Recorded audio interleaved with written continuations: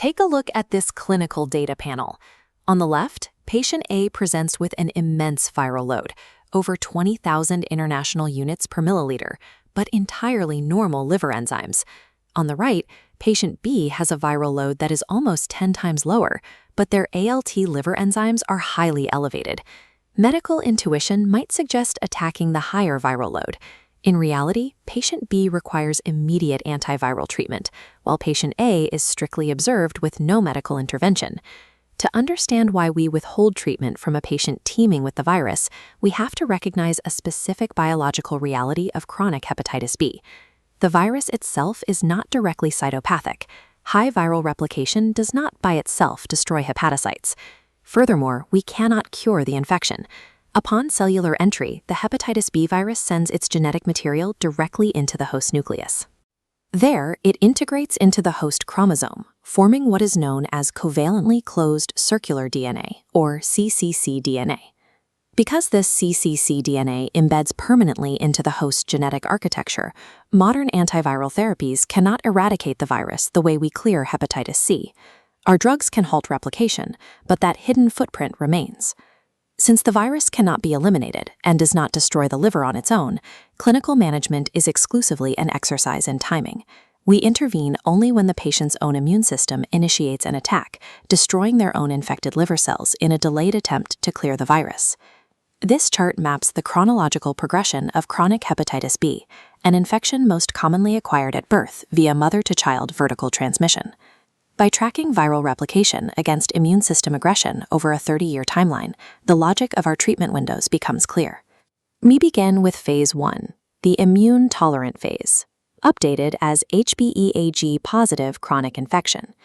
During this initial decade, there is massive viral replication.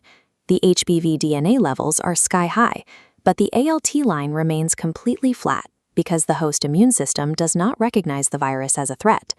Without active inflammation or immune-mediated hepatocyte damage, there is no clinical benefit to intervening.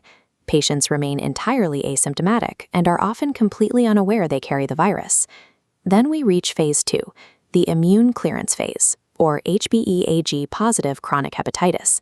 The body's immune system finally begins attacking the infected liver cells.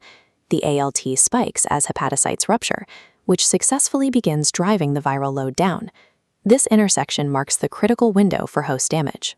The dropping viral load is directly offset by rising ALT levels, and this is the period where a patient might finally seek care, presenting with symptoms like a viral fever, fatigue, or mild jaundice. If the body survives this battle, it enters Phase 3, the inactive carrier state. The immune system successfully suppresses the virus, HBeAg becomes negative, and the patient returns to an asymptomatic state with normalized enzymes and low HBV DNA. But because of that hidden cccDNA, the patient remains at risk for Phase 4, reactivation. Triggered by external stressors or unknown causes, the virus suddenly escapes immune control, driving rapid viral replication and secondary spikes in liver damage. A final fifth phase, complete HBsAg clearance, is the optimal biological endpoint, but current drugs induce this surface antigen loss in only about 10% of cases. It is not a realistic target for routine therapy. Tracing this natural history proves why we withhold drugs in Phase 1 and 3. Treatment is only biologically logical during Phase 2 and Phase 4, the specific intervals where elevated ALT definitively proves active, immune-mediated liver destruction. This flowchart illustrates the modern clinical decision tree for treating chronic hepatitis B. Because our goal is mitigating liver damage, the absolute first step in any workup is assessing the existing physical state of the organ using a fibroscan. The fibroscan establishes the ultimate override rule. If cirrhosis is present, the patient receives immediate treatment. We bypass all other thresholds. For patients without cirrhosis, we enforce a strict dual threshold requirement. We initiate therapy only if the ALT is more than twice the upper limit of normal, paired with high viral replication. Notice that for HBeAg negative patients, the treatment threshold drops from 20,000 down to just 2,000 international units. This lower gate accounts for pre-core variants of the virus, which drive progressive liver injury, higher risk of hepatocellular carcinoma, and a poorer clinical prognosis. When these precise thresholds are met, clinicians turn to the current preferred pharmacological weapon, tenofovir alafenamide, or TAF, delivered as a single 25 mg daily dose. TAF replaces a long history of deeply flawed therapies. It entirely avoids the severe psychiatric side effects, autoimmune thyroiditis, and bone marrow suppression that made interferon alpha so difficult to tolerate. It also bypasses the YMDD mutation resistance that eventually neutralized lamivudine. Compared to older tenofovir formulations, TAF requires a fraction of the dosage, offering far lower systemic exposure and sharply reduced toxicity to kidneys and bones. However, because TAF acts only to suppress the ongoing activity of that embedded cccDNA rather than eliminating it, initiating this drug generally means committing the patient to lifelong therapy. Consider this simulated lab report for a 24-year-old medical student presenting with severe abdominal pain, a bilirubin of 2.5, and a massive transaminitis, an ALT of 2200 and an AST of 1700. A positive surface antigen test alongside these extreme enzyme levels mimics a routine acute hepatitis B infection, but the presentation forces a critical distinction. Is this a first-time acute infection, or actually phase 4 reactivation of a previously undiagnosed chronic case? Physicians cannot rely solely on anti-HBC IgM positivity to make this distinction. A positive IgM alone cannot reliably separate a pure acute infection from an acute-on-chronic reactivation flare.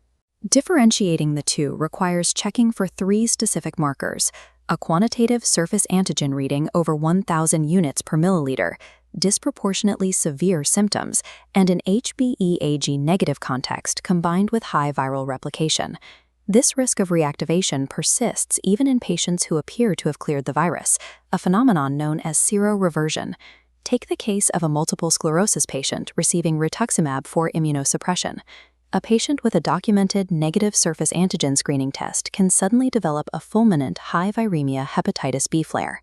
When the immune system is artificially disabled, the virus breaks out of biological suppression. This occurs because of prior remote infections. The circulating surface antigens may have cleared years ago, but the integrated cccDNA remains hiding in the liver, waiting for an opportunity. Because of this seroreversion res, screening protocols before any immunosuppressive therapy or organ transplant are absolute. Clinicians must check for both the surface antigen and anti-HBC IgG. If the IgG is positive, the biological footprint of the virus is still there. The absence of circulating surface antigen never guarantees the absence of risk when the immune system is suppressed. We also have to account for the impact of hepatitis D. HDV is a small delta RNA virus functioning as an obligatory parasite, entirely dependent on the presence of hepatitis B to survive, infect, and replicate. This diagram shows the 2 ways these viruses interact. The first scenario is co-infection, where a patient acquires both acute HBV and acute HDV simultaneously. Clinically, this often presents as a second distinct attack of jaundice while the patient is recovering from the initial acute hepatitis B. While co-infection typically resolves as the body fights off both acute viruses, it carries an immediate, severe danger, a 5 to 20% risk of driving the patient into fulminant hepatic failure. The second, far more dangerous scenario is superinfection. Here, an established chronic hepatitis B carrier, baseline stable with low viral load, is newly exposed to acute HDV. Unlike a simultaneous acute attack, superinfection rarely resolves. Instead, it aggressively accelerates the destruction of the liver, severely worsening the patient's prognosis and driving them toward chronic HDV-related cirrhosis. For a patient with pre-existing chronic hepatitis B, an acute flare marked by anti-HDV IgM positivity markedly accelerates the timeline of liver destruction. Because chronic HBV management commits a patient to lifelong therapy, because the embedded cccDNA prevents total eradication, and because hepatocellular carcinoma can develop even in the absence of cirrhosis, preventing the initial transmission is the paramount clinical objective. This timeline highlights the primary battleground. Mother-to-child vertical transmission is the dominant engine of the global chronic hepatitis B burden, and preventing it requires strict, timed interventions centered around the 3rd trimester. The maternal treatment threshold is strict. We initiate antiviral therapy between weeks 28 and 32 of pregnancy if the mother's HBV DNA exceeds 2,000 units, lowering her infectivity ahead of delivery. Immediately following delivery, the newborn prophylaxis protocol demands rapid action. Administer 0.5 milliliters of hepatitis B immunoglobulin plus the first dose of the standard vaccine sequence within 12 hours of birth. Post-exposure prophylaxis in adults, such as managing a hospital needle stick injury, is equally stringent. The immediate first step is assessing the exposed patient's existing immune defense by checking their anti-HBs titers. If those titers are less than 10 or the patient is unvaccinated, the protocol requires an infusion of 0.06 milliliters per kilogram of HBIG, ideally administered within 72 hours, coupled with the full vaccine sequence. This is a heavy practical and economic burden. For a standard 60-kilogram medical intern, that volume of immunoglobulin quickly pushes the immediate cost of a single exposure well past 50,000 rupees. Ultimately, managing hepatitis B means recognizing the absolute limits of medicine. We cannot cure the infection once it takes hold. We can only suppress the virus precisely when the host begins to fight it, and deploy aggressive, immediate prophylaxis to prevent the cycle from ever starting.